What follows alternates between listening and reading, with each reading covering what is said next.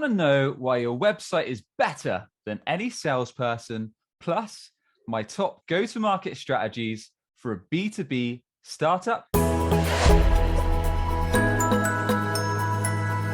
Hey, I'm Sam Dunning, co-owner over at webchoiceuk.com and host of the Top 100 Marketing Podcast Business Growth Show. If you haven't yet, check out my weekly email where I'm sharing actionable web and marketing tips, useful podcasts, free guides and resources, and much, much more each and every Monday to start your week off with a bang. Give it a try over at businessgrowth.email. Today, the roles are reversed. Zach Thompson and Jack Frimston are interviewing me for their We Have a Meeting podcast. We're talking all things go-to-market strategy for B2B startups, why your website beats any sales rep, and a bunch of other marketing tactics for B2B. So with that said, let's jump straight into the show. Welcome to another episode of the We Have a Meeting podcast with myself, Zach Thompson, and Jack Frimston. Today, we're joined by a very special guest, a wizard in the world of marketing, a man who's a regular voice that we enjoy on LinkedIn, and a fellow podcast host. We're joined today by Sam Dunning. Sam, how are you? Yeah, doing well. Thanks, lads. Thanks for having me on. Looking forward to the chat today. Yes, so are we. I know you've got a few controversial opinions on things, so we're looking forward to jumping into that and having a bit of a Barney later on. But to kick things off, if we were both employed in a job, and I remember this back when I was working for someone, often sales and marketing are at war with each other. They don't work very well. They don't work symbiotically, even though often they have the same end objective. So from your standpoint, how can sales and marketing work better together? Oh, it's a good one. It's a good one because I've been on both ends of the stick as well. So I've worked in companies where I've been kind of the sole sales rep, and likewise now work with companies helping them with their marketing. So yeah, there's a lot to it. I mean, ultimately, I think it's marketing actually understanding first and foremost probably what counts as a sales qualified lead, especially if we're talking about, let's say, a B2B company that's maybe operating in the tech space, defining kind of what actually is a sales qualified lead. Because as far as marketing are concerned, it might just be someone that downloaded an ebook, that gave them their email, signed up for a webinar, signed up for your newsletter, something like that. When in truth, if you pass something like that to a sales rep, all they're going to get told on the end of the phone is to do one, to go away, get lost. Maybe 1 in 100, 1 in 500 might take a meeting, but the vast majority of those aren't going to be ready yet to speak to sales just yet. They're going to need some kind of nurturing, whether that's email, social, whatever. So I think that's probably one of the early things you need to define, like understanding who the ideal client profile is, who exactly you want to attract as a client, as a customer, what kind of industries they typically operate in, what kind of businesses they come from, their size, their scale, their turnover, and then understanding what's a sales qualified lead, what is this persona, have they got intent to buy, and so on. So that's probably one of the first things. And then understanding that marketing activity actually needs to drive that quality sales pipeline, first and foremost. So I suppose that's the start of it. And then working together, I guess, to understand things like, well, what kind of budget have we got to attack marketing with? What are going to be the first go-to-market strategies, really? And that's going to depend on where your business is at, whether you're funded, whether you're bootstrapped, how scrappy you need to be to then hit the market, really, whether you're going to go kind of fully outbound cold calling, whether you're going to have some money to go inbound, work on your website, work on some paid strategy, maybe work on some demand generation. So that's my first point. If you guys want to dive a bit deeper into that. Well, it sounds like what you're saying, if you took it at grassroots level, is an understanding of expectation. Would you agree with that? Exactly. Yeah. Defining kind of what constitutes as someone that's ready to actually chat to a sales rep, I guess. Yeah, exactly. And then typically people are targeted slightly differently, aren't they? So marketing might be targeted on one thing, sales are targeted on the end goal, and they are often at loggerheads. So perhaps outlining where that expectation ties in and how you can help each other instead. But from my standpoint, I don't think I've ever worked in a business where sales and marketing got on, which I think is odd. It'd be like I don't know, the MD and the financial director not getting on, which I'm sure happens, but they often have the same end goal, don't they? They have to get on at some point, otherwise the business will fail. Yeah, that's it. I think the issue is that most marketing execs haven't actually spoken to customers. So as far as they're concerned, when they're sending a lead on, it's as good as gold. It's ready to buy. It's ready to rock and roll. When the truth is that both marketers and sales need to be speaking to customers regularly, understanding things like what are common pain points, common problems that prospects actually bring to us. What are their main motivators, their main desires, their main goals, the main things that they actually want to happen, and then utilizing these things in the marketing material that gets put out, whether that's on your website, your content, your videos, your podcasts, your SEO articles, and so on. So making sure that what we're attracting is actually what we want to get, kind of thing. So it seems like your understanding of sales informs your understanding of marketing. So maybe it's advisable to wear both hats at some point in your career. If you couldn't understand the pain of the sales side, would you be as good at marketing as you are? Oh, definitely not. Definitely not. I mean, so I've got the advantage of I run a podcast, so I kind of speak to marketers and I also speak to sales leaders all the time. I started life as a sales rep, so I cold called for quite a long time before I worked up to kind of be an SDR and an AE, and then eventually co-ran this business, and then work on a bunch of marketing strategies. So every day's an education, very much so. But yeah, I think and this isn't to say all marketers, but I think too many marketers just don't actually listen to what's going on. So they need to, depending on how advanced your sales team is, like some sales team are going to have software like Refract or Chorus or Gong where you can literally listen into sales calls, or otherwise you can just record your calls and actually understand what prospects are saying, whether, like, for example, if sales are feeding back that these leads are feeding us absolutely shocking, then marketing needs to be listening to what the customer responses are and then chatting to sales and saying, well, okay, what can we do to improve? Or what defines a great client? What defines someone that's ready to speak to you? What are these typical frustrations, problems that they bring to you? Okay, let's look at how we can attract these, and that might be leveraging that in the content we start creating and distributing. We should probably get into it at some stage. Sure. So you mentioned earlier about nurturing those leads via marketing. What would you say in 2022, where we are in the current state of the world, what are for all the business owners, I guess, that listen to us, if they've not really dipped their toe in the marketing pool, and we'll be honest, we haven't done so far because there's not really been a demand for it. Where would you start? Where's a good place to start, and how would you continue to nurture those leads in the B2B world? Well, in terms of someone that's shown a very vague interest in what you do. Well, I would say, like, for someone that hasn't touched anything yet, they're looking at marketing, they're a business owner and they want to attract clients. Where's because there's so many different avenues that you can go down, and especially where we are, do you go down a demand gen? Do you set up a podcast? Do you set up an ebook? Where's a good place to start? What do you think is the best place to start in terms of marketing where we are at the current place? Yeah. Are we talking B2B company? Yeah, B2B. Yeah, B2B. Cool. Yeah, so let's say if you are a startup, then you're perhaps strapped for cash, I'd imagine. So you're limited on what you can do. So marketing-wise, I mean, LinkedIn's almost a no-brainer. It's the biggest B2B network there is. You guys use it, I use it. It's one of the fastest ways that you can start conversations in terms of marketing perspective if you're not using phone, if you're not using another tool. So yeah, it's a great way to connect to prospects, start conversations, put out your own content, build your personal brand. And yeah, so I mean, that's a no-brainer because it's free to use. The organic reach on LinkedIn is still high. So you can literally put out posts over time, build yourself as an authority, as a credible person, as the go-to person for your industry.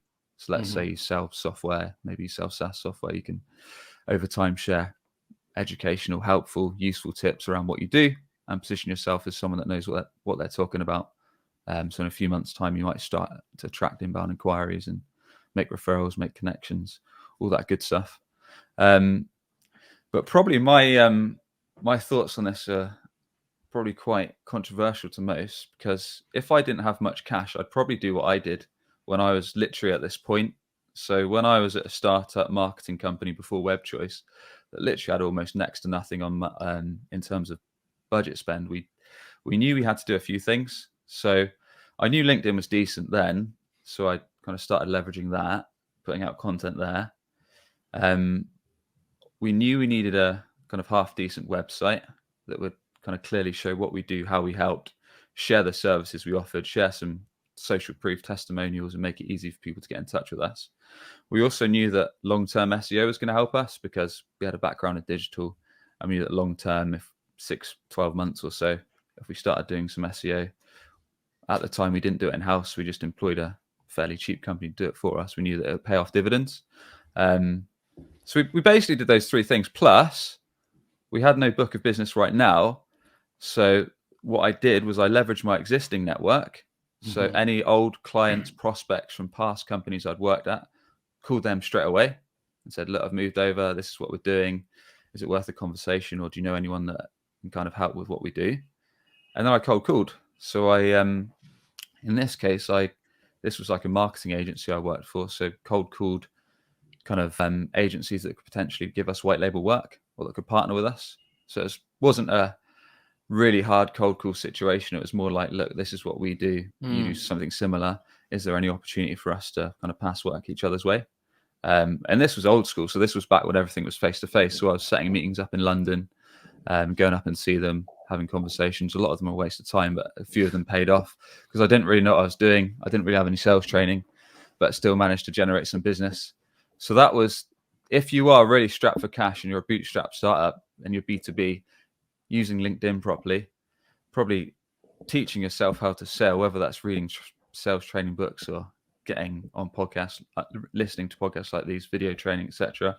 Sorting yourself out a decent website, looking at long-term things, whether that's SEO, and actually hitting the phones, generating business and working your existing network before you do any of this, because that's going to tap into some clients. And then longer term, there's quite a lot of, because it depends what resources you've got. But yeah, longer term things like setting up a podcast or setting up a video series just makes sense because you can literally invite idle clients onto the show, build up relationships. You also create content that you can then share on social. You can share on YouTube, on the podcast channels. And again, you can build up yourself as an authority in what you do. So if you're putting out educational content that's geared towards your idle clients, you're going to position yourself as someone who knows their shit. And eventually you're going to attract inquiries, or you're going to build trust with people that were connected to you that now realize that you can actually help them. So that would be some of my first ports of call. Okay, I'm gonna play devil's advocate on a few of these things, if you don't mind, Sam. So Please do. one of the things you mentioned was having a good website. So I was saying earlier, one of our clients told me the other day, and they specialize in marketing and website, and they said your website is shit, which is a very nice way of putting it. But I think what he meant by that is, or what I'm going to assume you meant by that is, there's not much in terms of what we do and what we say. And I think there is a reason behind that, in terms of we like to keep things, if you present a full story, prospects are going to make up their own mind. And obviously somebody like yourself who has those sales skills, you don't want to just put your pricing on the website. You want to have a conversation and make sure that you're engaging. You put your price on the website. I was going to say, I've seen that that's one of the main things that you post about, Sam, isn't it? That your price should be there. Yeah. Okay. Do you want to jump in? Sure. So very shortly, I would rather speak to people that are qualified to buy and have budget, rather, and bear in mind, we're pretty much all inbound now. So we literally had a bunch of leads that were coming in every day from the marketing channels, do SEO ads, LinkedIn, but a large chunk of them just couldn't afford what we do. Even if we had a conversation with them for 30 minutes, understand what they do, their services, who they want to attract, when it comes to budget perspective, they just don't have the cash to do business with us. So I'd rather be upfront and just say, look, this is our rates. Even if your services are very bespoke, which many B2B companies are, just saying, look, we start at this, and maybe we have kind of A to B pricing for this type of project, C to D pricing for this, E to F for this type of range. Even if it's being quite broad, I just believe it qualifies quite well, and then you have a chance to back that up on your site with social proof. Maybe you've got customer videos, testimonials, accreditations, etc. That's my standpoint. What do you think? I would say, would you need to even have a sales meeting then? Could you not have like a checkout thing on your website like Tesco? Possibly, if you're very transactional, but let's be honest. If you're over $1,000 or so, and some SaaS solutions are, I don't know, a few hundred a month more, most people are going to want to still speak to a sales rep first. Yeah, I am with you, Tom, on that actually. Like if you've got a lot of inbound traffic, it makes sense to have like almost like a qualify out strategy, which is kind of what we do on the phone anyway. It's not very hard. Please buy off us. It's quite a nurturing, but still let's disqualify and make sure you definitely can buy from us. Get all the reasons to say no on the table. We're not fortunate enough to be there yet in terms of we're all cold outreach, but I'm with you. I'd never actually thought of it like that either, like a bracket A X range of price. Because I was thinking like often if I gave you like a hard price, actually there might be a few £100 more work involved. So how would I actually present that on a website? Do you get what I'm saying? I do. And also, do you find, I don't know if you guys do, but do you ever find yourself or clients or partners find yourself sending proposals or quotes or anything via email that has pricing on? No, we're quite anti-proposals and quotes. Yeah. Some companies that aren't, then your website can be quite useful for that. So quite often you'll find that if you're sending PDFs, documents, PowerPoints, etc. in the email, they can get stuck in spam folder. Most people skip to the pricing page anyway, or skim the rest of it. So if you've got these assets on your website, it saves people time, saves your sales team time as well, because they can literally just say, look, check out this page. This has got all you need. That's one other kind of point it can come in useful. I do agree. Sorry, Jack, go on.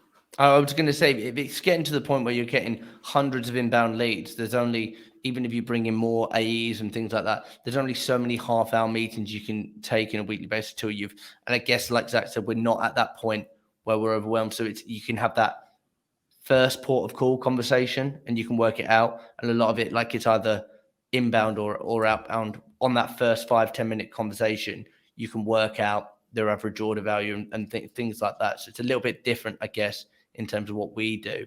But it is just that I think what you want to do is, you're right, you want people to come onto your website and make a decision whether they want to work with you or not. And then by sitting down with you, that's just the cherry on top. Yeah, I think you mentioned something interesting though before we got into that, is that a prospect said your website was terrible, but they still buy from you. Yeah, so that's interesting. So this is probably shots fired, but Connect and Sell website, in my opinion, is absolutely shocking. But I think they've done that for a reason. Like, they're all cold outreach, right? They literally sell a tool that is an auto dialer. So you can cold call like, I don't know, 10x, whatever you do, automatic dialing. I don't know the stats. But I think they've done that intentionally because they want to speak to people on the phone and they don't really want you to do too much on their website.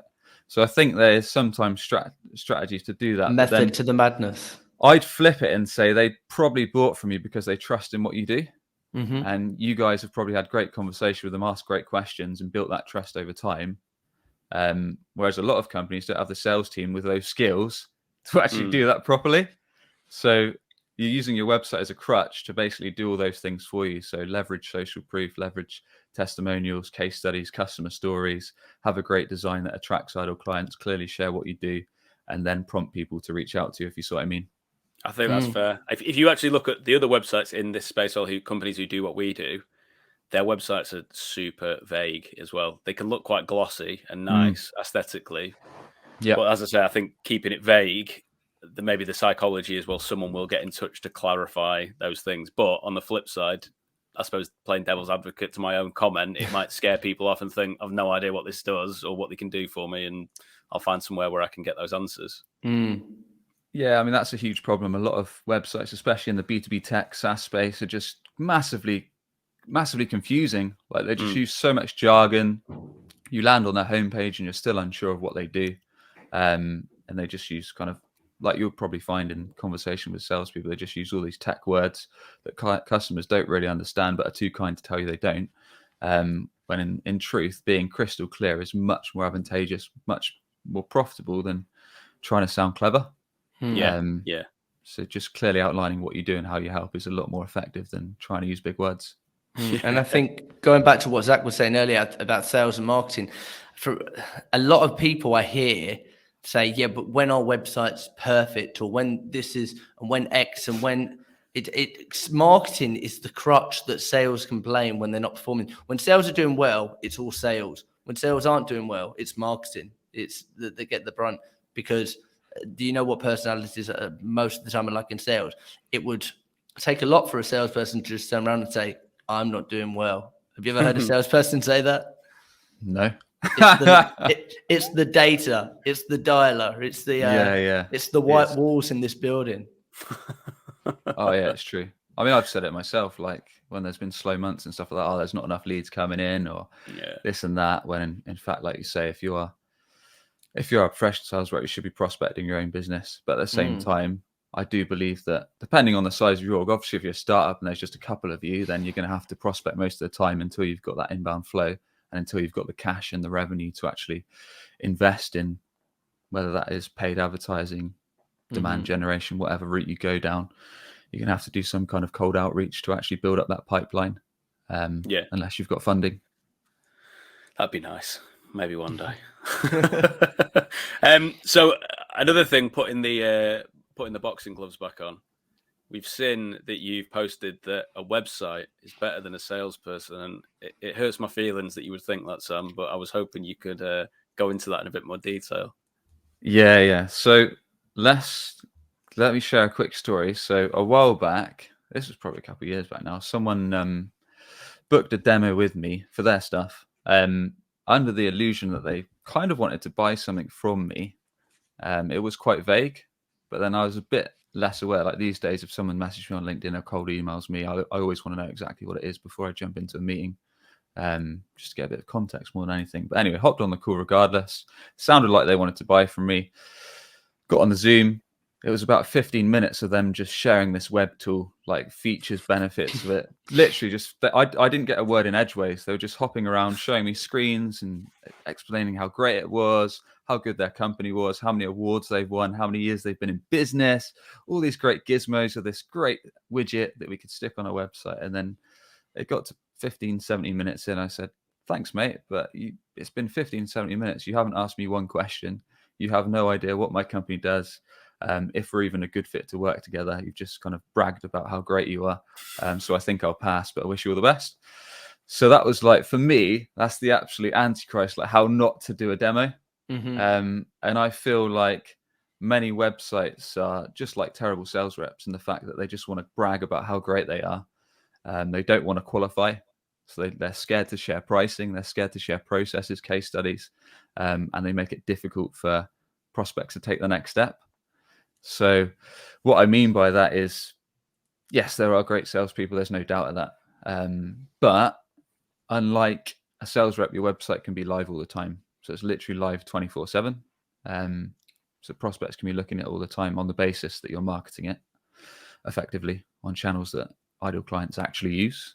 And then your site can do all those things. So it can show what you do. It can educate. It can qualify. It can build trust, and it can kind of point people to take the next step, but it can do the opposite as well. So it can scare people away. So a bad website is just as bad as a bad sales rep. Pretty much, or worse. Yeah. But and then from your experience, what's the percentage split? Obviously, you're in this business to solve problems for people. How many good websites that help people on that buying journey actually exist in the B2B space compared to ones that don't? Probably like 50-50, something like that. Really? Yeah, maybe I'm being a bit harsh just because I like to be harsh. But I just think there's just a lot, and like there's a main thing, like there's a test that I run. I didn't invent it, but there's something called the Grunt Test, which you should apply to any homepage that you actually want to generate a business from your website. So it's basically, could a caveman land on your website in caveman times with his laptop in front of him and clearly grunt within a couple seconds of landing on your site? Could he grunt exactly what you do, how you help, and how to get in touch? If you couldn't grunt that within a couple seconds of landing on your website homepage, then you're losing business, because people are going to flick off your site and head to a competitor, because people don't like messing around. They don't have much time. They want to get stuff done fast. And likewise, it's the same if your website loads slowly. So if you've got a really poor page load speed, if it takes like 5 or 6 seconds to load your site, they're going to get frustrated and just head to the competition. So those kind of things. And if your site doesn't work smoothly on mobile and desktop, so those kind of things just throw people off and lose your business straight away. Okay. So what if we've got the price on the website, I've got a clear value proposition, I know what problem you solve, and I reach out to you, but I'm actually the wrong fit. What things would you put in place to make sure that I'm qualified up front before you get through to actually sitting down with me? In what ways are you the wrong fit? I'm one of 5 decision makers. I don't have budget actually till next quarter, so I'm looking at this now along with many other things. I've already got something in place. We're signed up with I've got a contract in place for another year. I'm trying to just think of other examples, but let's say those ones to start off with. So those ones that might be not necessarily wrong fit long term, but wrong fit for now. So, you might not want to spend loads of time on me. Tomorrow was like an urgent, let's get this guy in. I think something's going to happen. Yeah, so it's more of like a lead that you probably want to nurture over time. Yeah, but is there things you would put in place to make sure that's ticked off up front? There's a few things. There's a few things you can do. So in terms of the first point, so one of 5 decision makers, then I guess what you could do on your website is you could maybe have a process page, or something similar where you share the type of people that you tend to deal with. So if there was generally a point of contact that your your sales team tend to deal with, or your account manager tends to liaise with, maybe you could say, look, typically we'll be involved with the VP of marketing, whatever that is. And you explain, this is why. This is because they control the marketing department. They run the show. We need to have a close conversation with them and ensure that everything runs smoothly. So things like that, or maybe have a video explaining it, or an animation or something like that, along with some copy and that kind of explainer. Budget next quarter. Don't know if there's a great deal you can do about that. You could be super cheeky on your site, and you could literally say like, I don't know whether you have a calendar tool integrated, whether that's Calendly, Chili Piper, or something like that, so you can put the time and date, and maybe you share on that.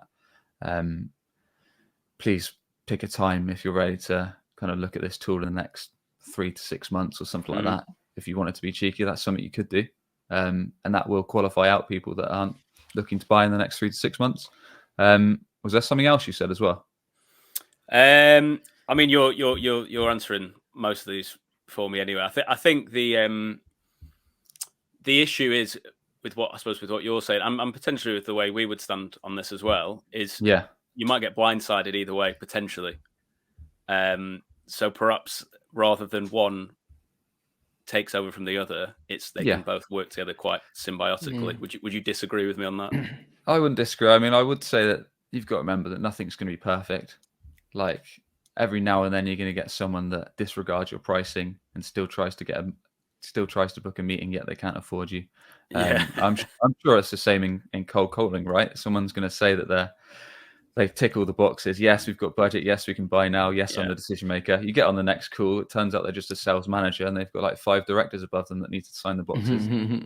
Yeah, exactly. We have a guy who comes back every few months, and we have the same conversation, and we invoice him, and he never opens the invoice, and we never actually work with him. And he comes back again, apologizing a few months later, and we go through the same process and do it again.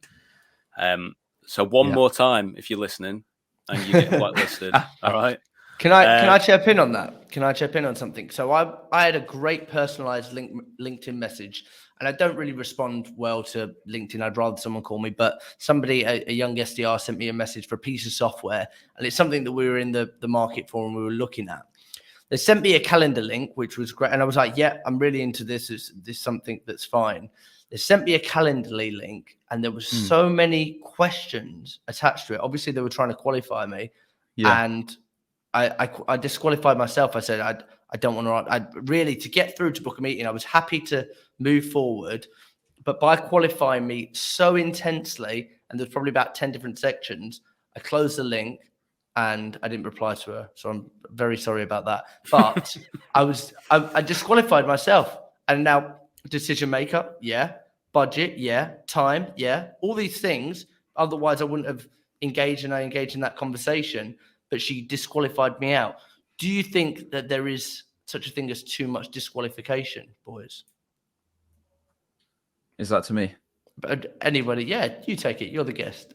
Yeah. So, yeah, there is. I guess there's a line between qualifying, reducing friction on an experience, and giving a good experience to your prospect, your potential customer, and then pissing someone off. So, like in your case, you just got so frustrated you headed off the form because they asked you so many questions. So it's on those kind of forms. I think it's just asking the key things that you need to have the conversation. I don't know if theirs was a SaaS tool, so perhaps they just have set fees, but maybe just asking the basics like name, email. If you do need them to pick a budget bracket, fine. And then do you need much more than that?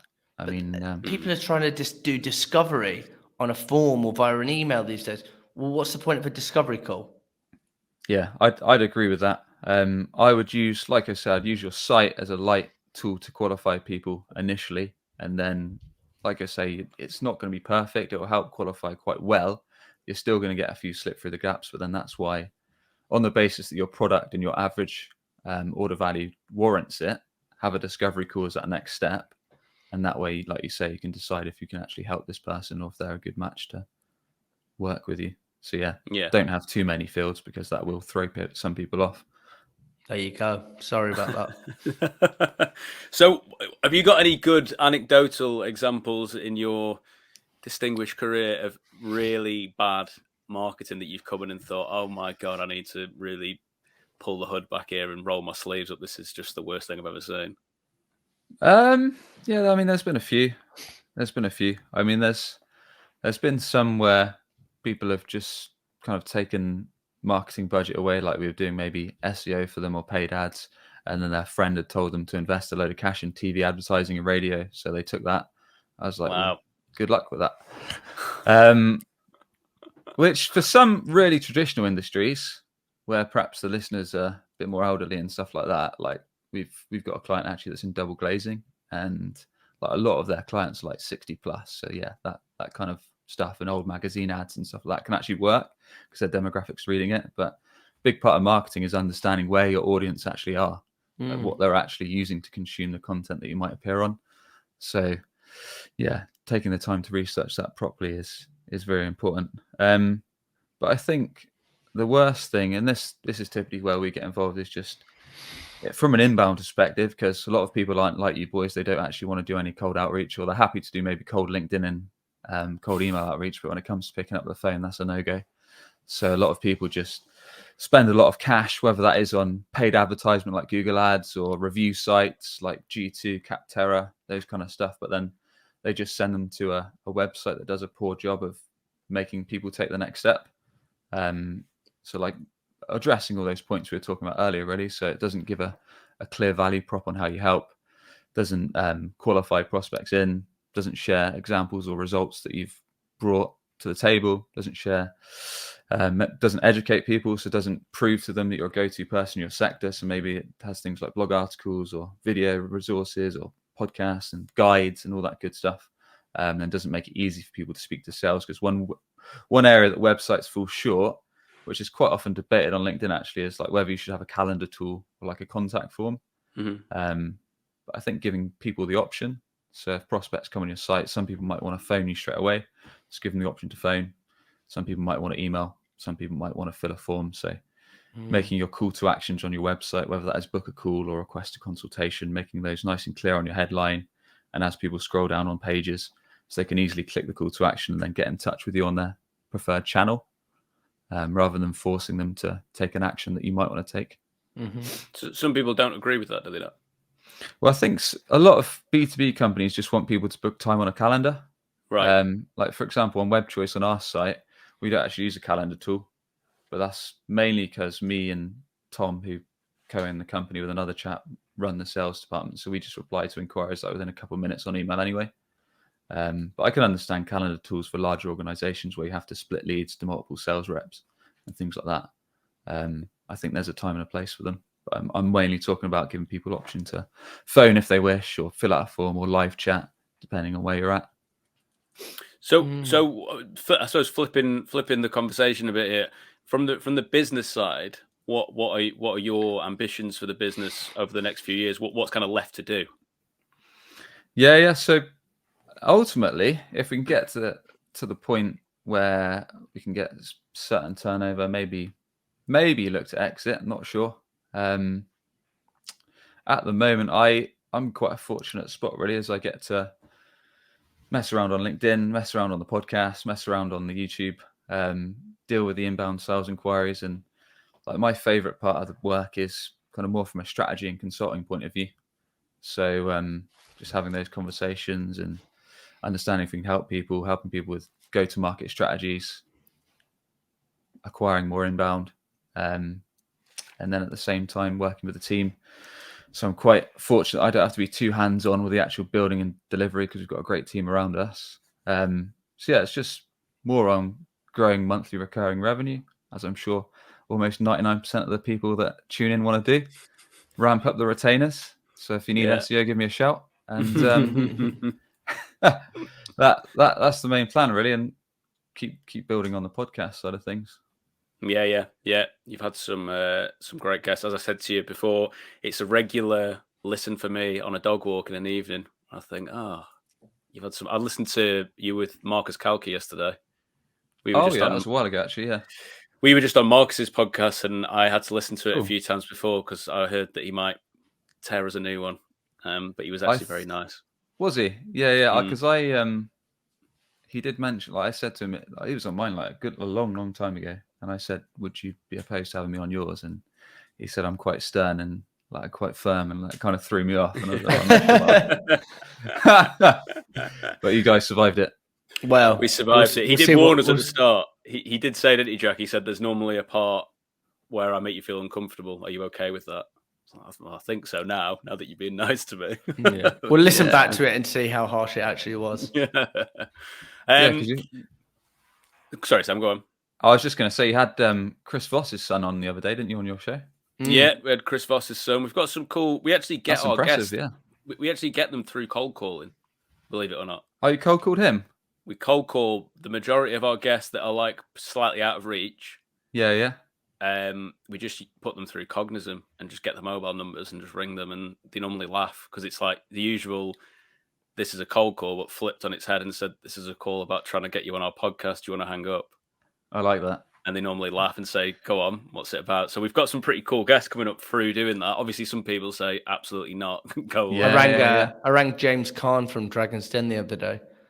Did you? Yeah, he was absolutely not up for it. Oh, that's brilliant. That's brilliant. Who else did we ring? Jennifer Lopez? She didn't. Jennifer Lopez we rang, but we just got through to a mobile. But I don't know what I'd talk to Jennifer Lopez about in terms of sales and marketing. I could think of a few things. Yeah, I bet you could. Right, Sam, that we've taken loads of your time there. I think that's been really insightful. If people want to find you and pick your brains, what's the best route? Yeah, appreciate it. Thanks for having me on. So yeah, the podcast where we share kind of website and marketing tips and we interview marketers and sales leaders every week is Business Growth Show. So you can find that at businessgrowth.marketing. Connect with me on LinkedIn. I'm sharing marketing and website tips every day. Otherwise, if you're perhaps feeling frustrated that your website is failing to generate a steady flow of inbound sales opportunities, or you're just tired of seeing your competitors ahead of you on Google when you search for the product or service you offer, then give us a shout. Might be able to help. It's webchoiceuk.com. Nice. That was a good pitch. I'm going to steal that. No, I'm joking. Cool. Right, Sam, thank you very much. And we'll see everyone again next week. Cheers, guys.